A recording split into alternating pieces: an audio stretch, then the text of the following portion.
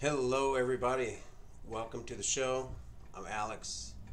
Let me go back and check my broadcaster and see if you're on scene one. Yeah, so it's just me on the screen. Hi, I'm a little late this afternoon. I was posting live between say 11 and noon, and now it's 3 o'clock my time here at NASA in Houston. So how's everybody doing today? I just wanted to share with you a video, and I'm going to show the video. And after I show it, if there's no one on to chat, I'll just make it a short video. And then when you see my videos, there's still maybe 10-15 minute videos, and you don't have to watch a 2-hour thing and search for something good through it and fast forward through it. But so that's why whatever my subject is in my live stream every day is going to be what I show in the first 10 minutes. Okay, so you know if you click on it after you're live, I'll get straight to what I said would be in the topic. And you can get something out of the video if you don't want to continue after that. I open it up to chat. I see after I show the video if there's anybody that's joined, if there's someone on here, then we'll talk about it. So let me show you real quick. Let me put you on scene 2 where you can see where I'm looking at. Okay, that's the video loop. All right, let me go to this video. This is cool. If you look back in my stream videos about 3 or 4 videos ago, I did the song Satisfaction, and I said the Rolling Stones. I kind of mix in like the DEVO version with my own power vocal acoustic guitar version, and I mixed the 3 together. And somebody that follows me is a subscriber, I guess, made a video. Now he or she only has 218 subscribers. Very small channel, 33 views. This is about like what I get. I'm not huge. I have 1,200 subscribers. But I'm searching for, I have to get to 10,000 before I can sell merch, and sponsors will look at me and I can sponsor some product. I want to do that instead of run ads. I don't want to be completely monetized on YouTube. There are too many restrictions. And you can say a lot more and cover more topics as a journalist without running ads, you know, but you can still make money and a living even at it with sponsors and with merchandise, and that's where I want to be at. But my channel was demonetized a few days ago for 30 days. I got a slap on the hand because I had a video that they said was harmful content. Just because what I did, I worked in the vaccine industry, if you know, and I gave a breakdown of the difference between live and killed vaccines and the different 2 types of immune systems you have in your body, what goes on in the blood to attack the invader, and then what can be replicated or reproduced in the cell as far as antibodies or any type of retrovirus infection of a cell to produce something as far as an antibody against a disease, which is, vaccines are for exposure. They try to find the best way to expose you to a disease so that your body can be codedly prepared for it with the protein code in knowledge, whether it be in your blood or in the cell. That's all I was doing, is pointing out things. And so I was frustrated that evening, and I sang this song. I sang it live, and now it got used in a conspiracy video. This is called Ham Symbolism Exposed, and let me show it to you. Ready? Watch this is me doing the soundtrack. He put in here my name. He's got to put Aquarius, cover song by Alex Aquarius, please. System of Control. Please put a link to my channel so people know where to look for this video. And I want everyone to use it as a soundtrack for truthers of any subject. Let's let this be our anthem. It came out of me in a very frustrated day, and it made me feel better after being, you know, gurgled. So here's what the video is. Watch this. Now this is me in the whole soundtrack. Sir, we have a situation over here.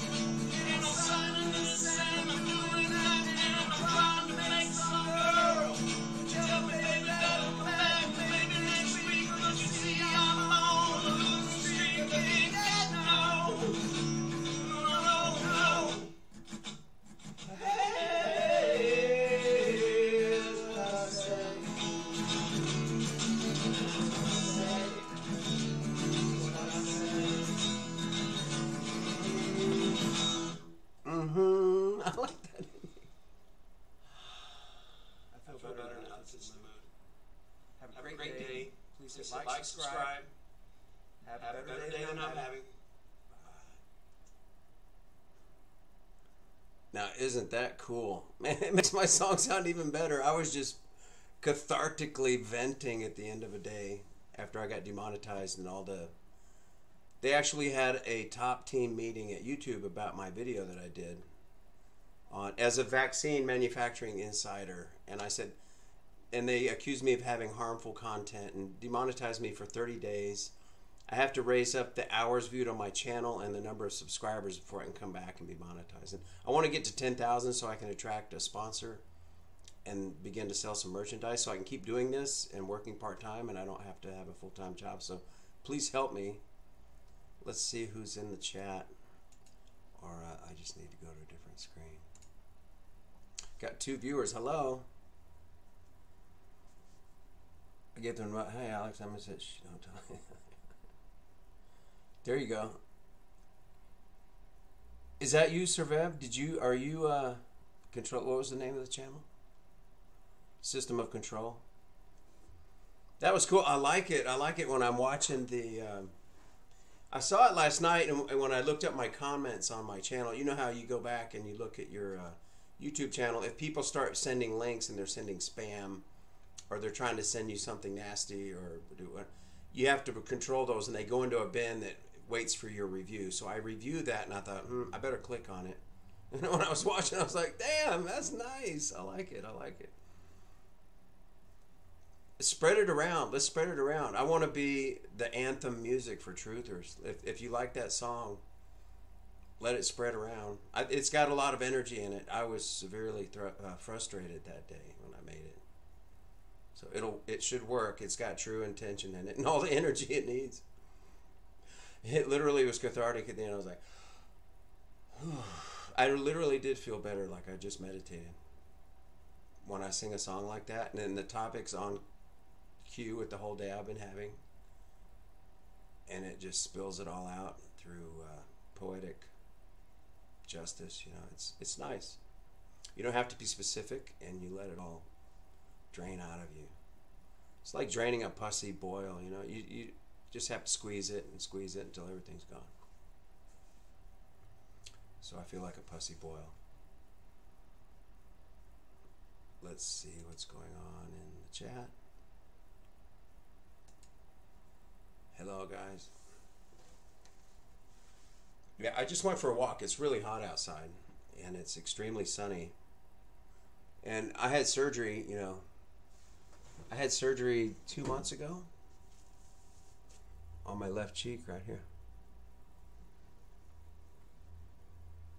And it's fading away, but I can't get sun on it. So anytime I go outside, I just get used to wearing my hat because I don't want to forget. Even if I walk to the dumpster, or I go to my truck, or I go across the street, or I go for a walk or anything, I don't ever forget this hat. I have this big gardening hat I bought. I had for a long time, actually. I either wear this one or my my busking hat that's more of a South American caballero sombrero. But anyway, I just wanted to do that, and let me go back to the chat. Hey Pedro, how are you? Sir Fev and Pedro, good to see you guys. So you cut out a chorus, yeah. Did you make it a little shorter? I think it's good just the way I heard it. And I was surprised once I saw it. I was like, wow. Is my volume very low? Let me turn up my volume. My system is on 94. Let me go to the video. I don't see any other volume knobs. Hello? Can you hear me better? Ba-ba-ba. That's on 92 right there. Can you hear? I'll go to 100. How's that? Open the volume mixer. Everything's all the way up. Can you hear me better now? Let me go to a... how about now? Is anything better? Do you hear me better? Do you hear me better now? Is that up?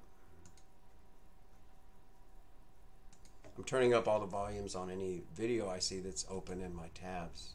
Sometimes when you mute something or you turn it down, it has to be turned back up. Is that better? Now let me go back.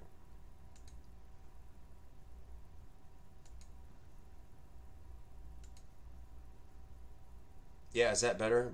Is that, yeah, okay, good. Does that mean the hand clap? Yeah. Hello. Yeah, Pedro Rojas, how are you? ¿Cómo va todo en la finca? En la finca, la ciudad, el barrio.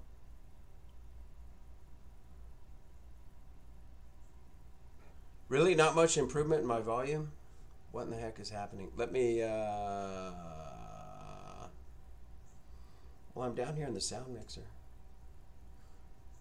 My NVIDIA card's on 100%. That's my sound card I think I'm using. Or if I go to speaker...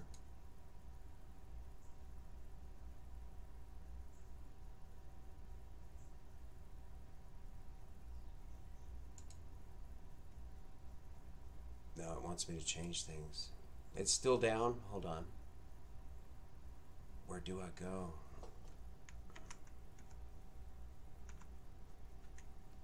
Let me, oh, here. How's this? Is this better? This might help it. It might have a delay. If it's going to work, it might be a little bit of a delay. It's still down. Hold on. Where do I go? Did that help? That's my preview screen. Let me show you what I'm looking at. Oh, here. How's this? Is this better? This might help it. It might have a delay. If it's going to work, it might be a little bit of a delay. Yeah. I step up when I sing the rock and tunes. I'm a pretty soft-spoken individual. My voice is like this, and I tell people, yeah, I sing rock and roll, and I do power ballads and stuff, and they're like, oh, nice. And they want to pat me on the head and go, what? Just speak louder unless you don't wish to disturb others. Hold on, let's see. I step up when I sing the rock. Is this any better? I'm tired today. My 14-year-old car is feeling down. It's like, uh-oh. Oh, your cat, not your cat. So, can you hear me any better now? Is there any echo? Just speak louder. Let me plug in. Hold on, let's see. I don't have. I step up when I sing the rock. Is this any better? I'm tired today. My 14-year-old car is feeling down. It's like,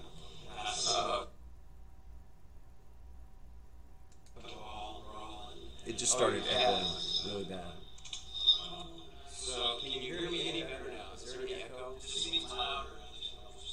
Let me plug in. Hold on, let's see. I'm going to have to get through this, guys. I don't know how to stop that bad. Sound problem, my goodness. Yeah, no, there's... Do you hear that? It just started Where are my headphones? Anyway, I'm going to have to get through this, guys. Oh, here we go.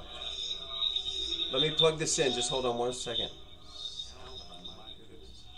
Let me try this. Do you hear that?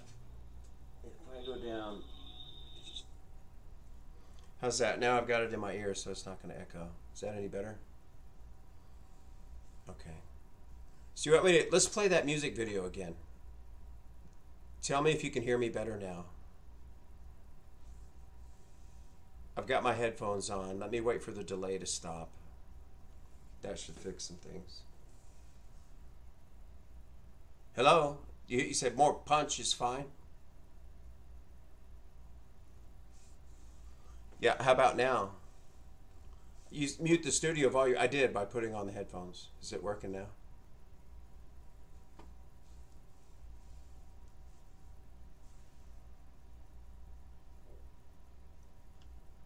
There's a delay in my broadcast. I think I've already fixed it, and I'm just waiting for you to respond.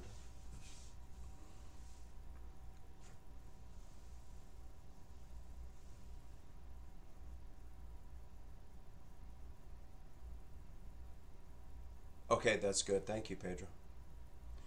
All right, so yeah, so I played this song, Satisfaction, and I've been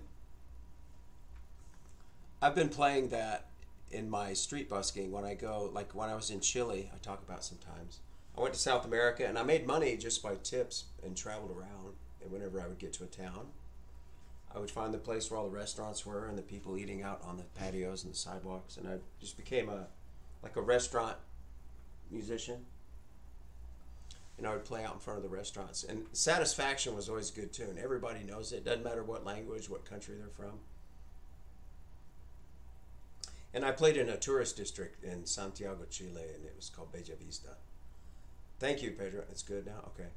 So when I played down, it's called, if you look up on, if you just Google now or on maps or pictures or images of Bella Vista, Santiago, Chile. It's in Las Condes, Condes. Las Condes is the, what do they call it, the district in the city. There's different districts or zones. And I was in Las Condes, which is downtown. It's near Baquedano. It's where the obelisk is, downtown in Santiago, on the river. And I lived right in front of the river on O'Higgins Avenue, and I lived in front of the GAM Metro Theater, and a lot of my friends were actors and people that were artists and mimes and mind readers and tarot card readers and dancers and gymnasts and street buskers and musicians and people that sold hats and people that sold ice cream.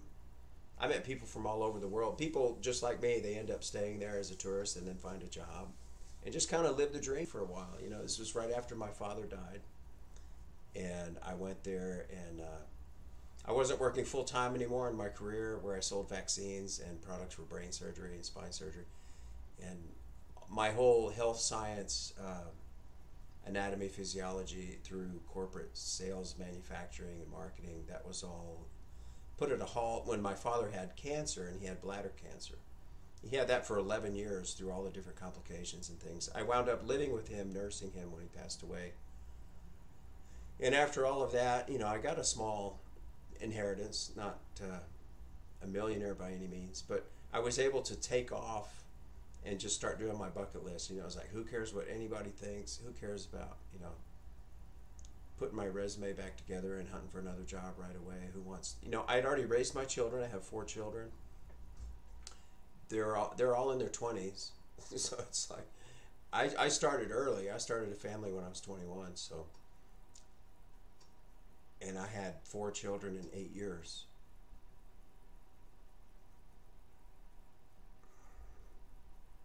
What's going on in Santiago? House arrest?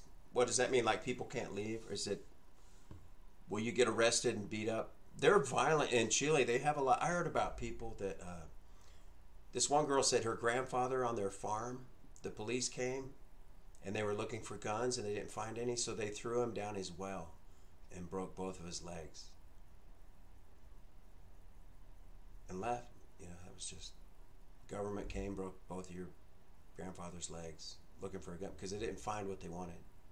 And he had them hidden. He had shotguns, she said. So he's, even though he got his legs broken, he still beat him because they didn't find his shotguns. That's sad. That's some sad shit.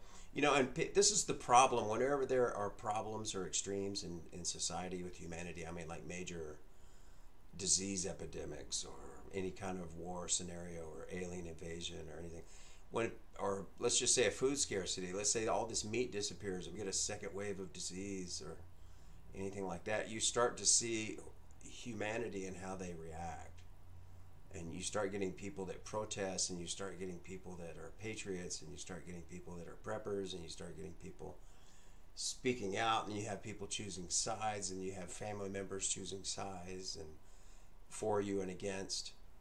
And it's a messed up world we're in right now. I mean, that's basically what I'm describing is what's going on for everyone right now.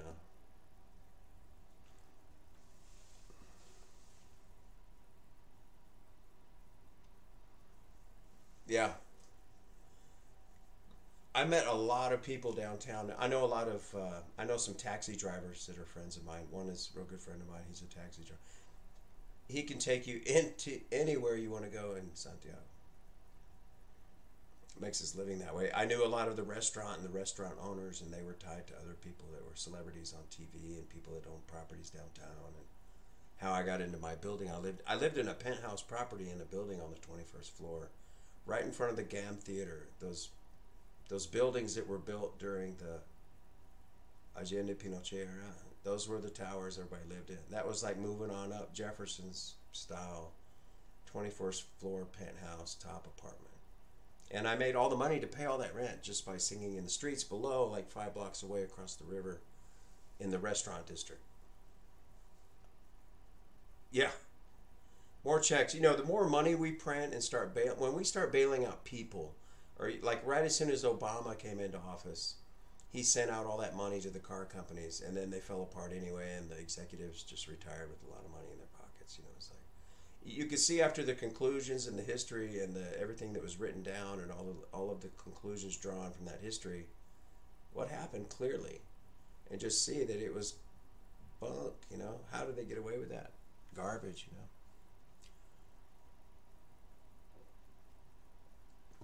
Now they're controlling us for a disease pandemic, allegedly, that's killing 0.1% of people that get infected, which is 40 times better than the common seasonal flu. So we should be out in the streets having parades and hugging each other and celebrating that the newest strain of flu recognized is 40 times less dangerous than what we already had. Let's go back to work. Let's bring back the economies. You know, I made that video about the vaccine, but what I'm saying there is there are other options. You know, if we hold out, sometimes do nothing is the best option if the best option can be out in 7 or 8 years. And then everybody can get a live attenuated vaccine. And that will mean a drop on your tongue or a nasal spray or a sugar cube. That's how you get live vaccines, is in your head. When it's a killed and activated vaccine that gives you blood humoral immunity that puts antibodies in your blood system circulating around. So if the disease comes in, boom, it kills it. So it'll protect you like a shield, like a bulletproof vest.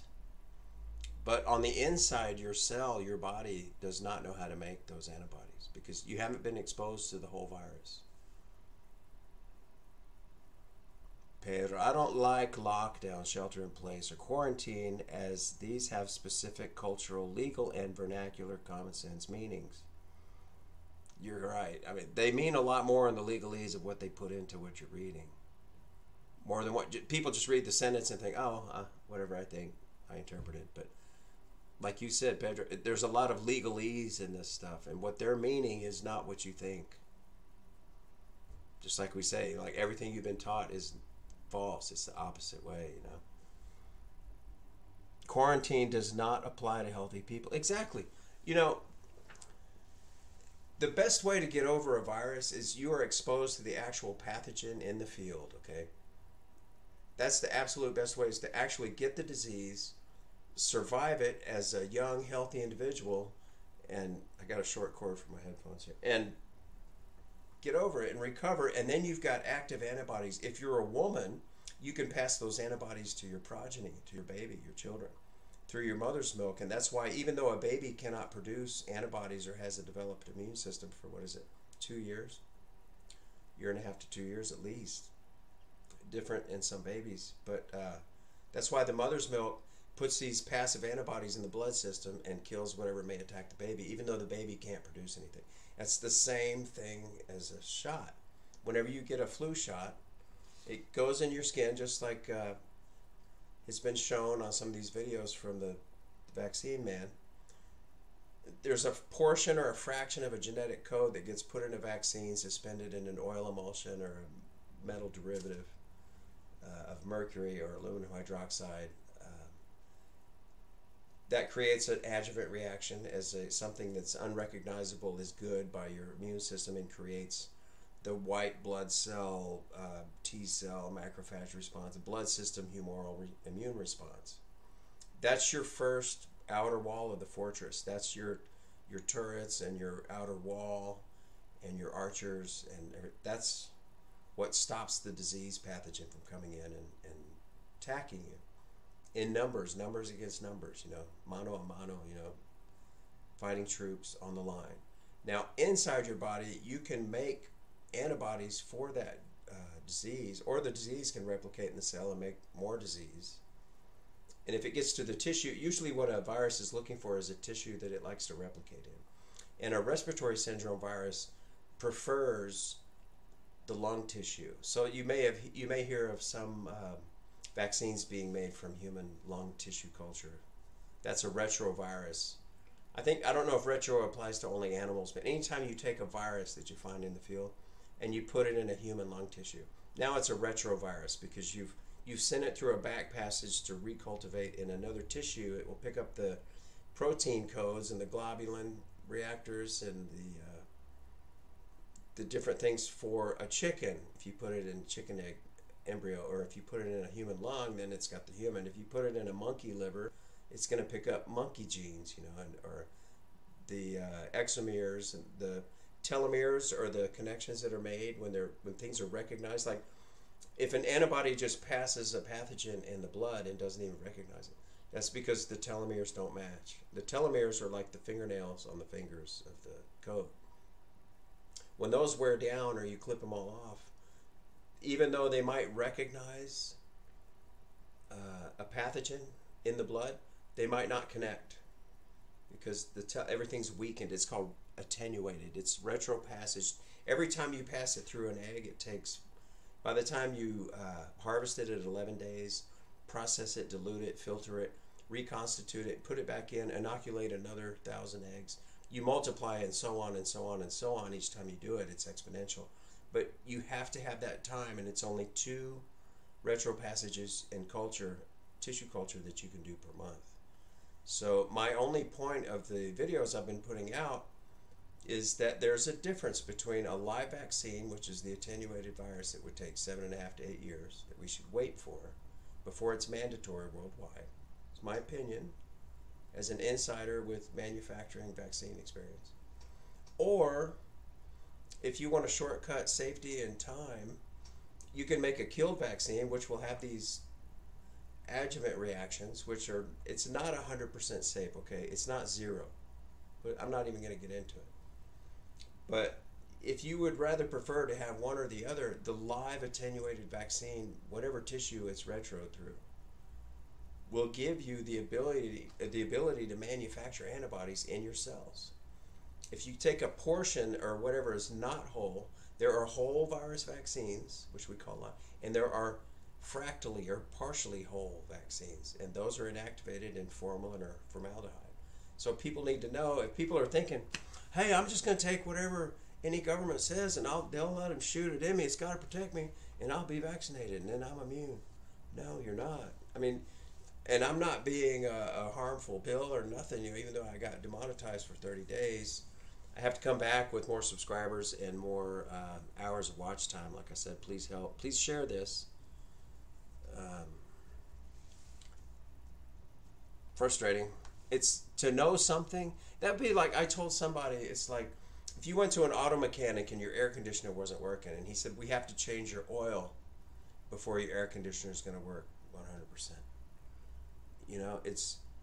It's ludicrous. It has nothing to do with the oil that's in the system as to whether or not your air conditioner is going to work, which is a more specific problem, ancillary or on the periphery of the motor drive itself.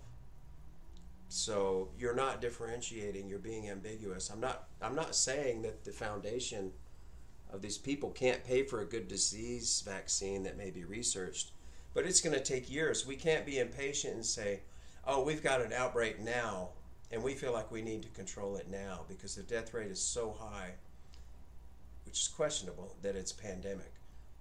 And then we're going to make a vaccine, which is, even though they take the RNA from us, it's a cell-cultivated, in a tissue, RNA strand that they're finding doing its messenger thing along the reticulum, the endoplasmic reticulum between ribosomes, right? So they pick up that messenger RNA, and they take it, and they produce the complementary protein codes that go with it, and they kill it. They kill it with formaldehyde or formalin, literally, in the jar in the lab, and then it breaks into pieces, starts to disintegrate. Then you take, it's still code, it's still a protein in a code form. So if you suspend it in an oil emulsion or a metal adjuvant like mercury, tamarisol, or an aluminum hydroxide, You know, that's why some of the vaccines that you see come in little vials, and there's a little tablet in the vial. That's the freeze-dried chicken embryo tissue that the tissue culture was made of. That's floating right there like a tablet in your vaccine vial. And when you put in the saline diluent, a diluent is what dilutes the tablet, where you shake it up and then you have a vaccine and you can give people the dose. But that's a live vaccine. If it's a freeze-dried vaccine in a vial, it's been freeze-dried as a whole virus. I'm going to make up a new term. I want to introduce a new nomenclature into the vaccine industry. There's whole virus and there's fractional virus. What do you call it? Non-whole virus. Just like Bill says in his presentation, you know, it's only a piece of a code, so it can't make you sick or give you the disease. Well, if it can't make you sick and give you the disease, then it's not replicating, which means it's not penetrating the cell membrane. So if I can tell you one thing as I'm talking, if I can tell you one thing that you remember from anything I said in this video, I'm going to end pretty soon, but, and it has a sexual connotation, but it's the key to everything I'm talking about, and why I keep repeating myself and bought all this computer equipment. It's all about penetration. Just don't forget that. It's all. If you cannot penetrate the cell membrane and get into the nucleic acid and replicate something that comes back out through the cell membrane, then that's either an antibody or the virulent, deadly disease itself. That can mess people up. But you've got, once it goes through the cell, you've got memory, so that if it comes back into the blood and gets recognized, it'll get to the cell, it'll produce an antibody that will be spit out by that cell membrane, and you can make as many as you need to, because that's, by that time, it's what it's called an immune memory response, because you were exposed by a whole virus. A whole virus. It's like, it's a cell. If you just take a strand, or it's like having a full balloon blown up, or just having a piece of a popped balloon that you put in some machine and it recognizes it as a balloon, but it's just a piece of a popped balloon. All right, so Pedro, there's a reason that the seasonal flu vaccination is only 20 to 40% effective. Continual, yeah, it's and you're right. It's continual mutation, but even if you find the one that matches the inactive vaccine, it can only protect you for the 10 months to a year and a half that it stays in your blood. And then when it's gone, if the disease comes to town, you've got nothing to grab onto it. So there's no learned immunity, and whatever was in your blood immunity has disintegrated or been used up. That's the problem, and you need a booster. But you would only want to get a booster if you could prove that it was 100% effective and the exact matching strain that you need to be worried about. We're not there yet. The technology's not good enough. When people hear the words governance, communitarianism, these are legalities that are specifically used in binding international trade agreements that have very little to do with actual trade. Now you're talking my shop language. You're right. They're very ambiguous. Any legal document, white paper, or trade agreement must be read and understood clearly by starting with this preamble, that it has a glossary of terms and definitions, hence the Black's Law Dictionary. Exactly. You have to, even for arbitration, you have to specify of the land rules of what city or province or county, you know, stuff like that. And reciprocity. And I'm a contract designer and reviewer. So exactly, something can't be partially alive. It's either dead or it isn't. Yeah, people have this argument where they're talking about we can't say vaccines are live vaccines because a virus isn't alive. Well, in the industry, in the vaccine industry, what we talk about is it's a viable virus. It's the whole virus, whatever you want to call it. When you look at a crown virus under a microscope, it looks like a crown. And those globulins, those gamma globulins and things, they're around the edge of the crown, like little, just like the golf tee that Bill shows in his video. And it looks like a crown, like a royal crown, because it's got, not only is it the crown, it's got the spikes, but it's got the knobs on the end of the spikes. So it's makes it look like a crown, which hence they gave it the name in Latin, corona. And I've seen it. I was looking at that in 1991, 1992, in the lab with my first job at what is now the Animal Health Division of Elanco. the largest vaccine manufacturer in the world. So I do have some expertise to critique this. Let's say basically if with whoever the people are in power and the governance and what's coming out from world authorities, my only provision is that I'm bringing up is sometimes to wait for something better is the best response, not mandate an injection in 7 billion people. And if you have been exposed, or if you've had the disease and recovered, or if you've had other coronaviruses and you can test positive on a PCR test, it shows a similar, you know, they're not 100, they can show similarities between different analog scales of converted into digital readings, but there's an overlappage and a slippage there. You can have a test positive for other types along the same barcode chain looking thing, you know. So you would have that, or you would have an x-ray from a, like let's say a CT scanner, or even just a common, if you see where it looks like fibrosis in the lung sacs, you might say, oh, that's COVID. It might just be someone that's had COPD their whole life, you know. So we're not there 100% on diagnostics. We're not there 100% on therapies. We're not there 100% on what vaccines can even work. We're a developing human society that has a lot of restrictions due to our own lack of understanding of technology, and I don't think we can jump ahead and make these political, legal, economic changes on humanity based on what we don't know. That's my only argument, you know. All right, so I'm going to go ahead and end this stream. Thank you guys for coming. The bird flu was found to have 6 polyenzymes, proteins that were synthetic in nature.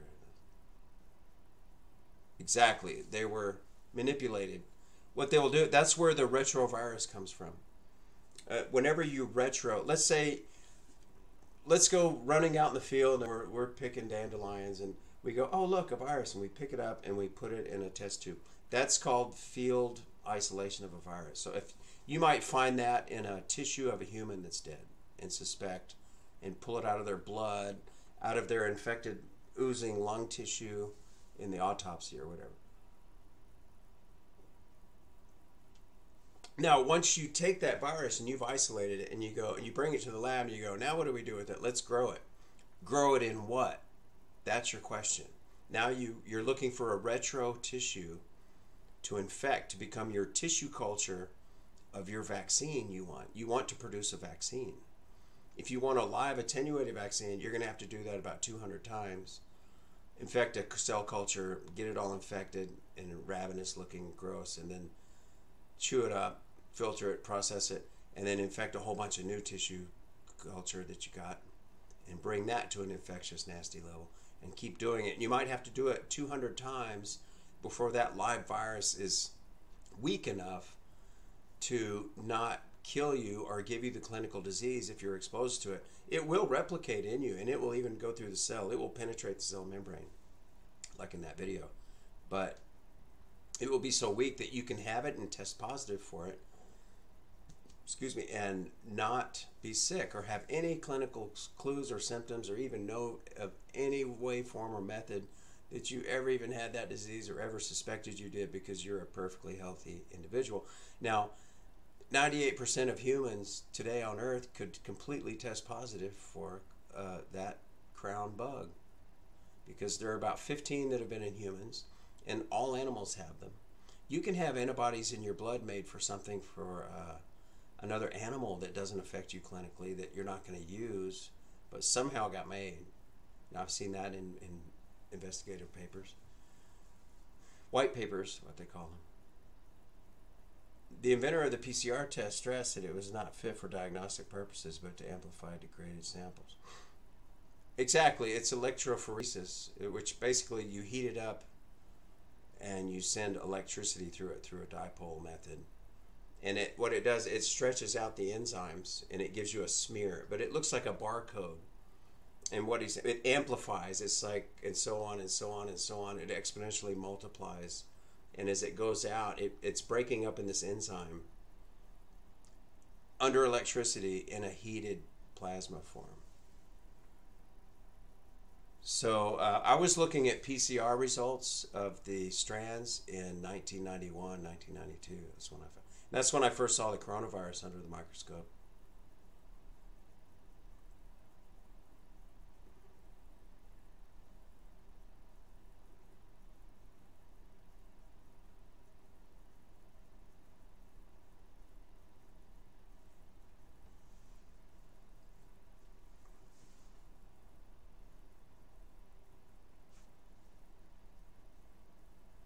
So I think I'm going to go, guys. I showed you the video. If you came and watched this after it was live, thank you, Pedro and System of Control.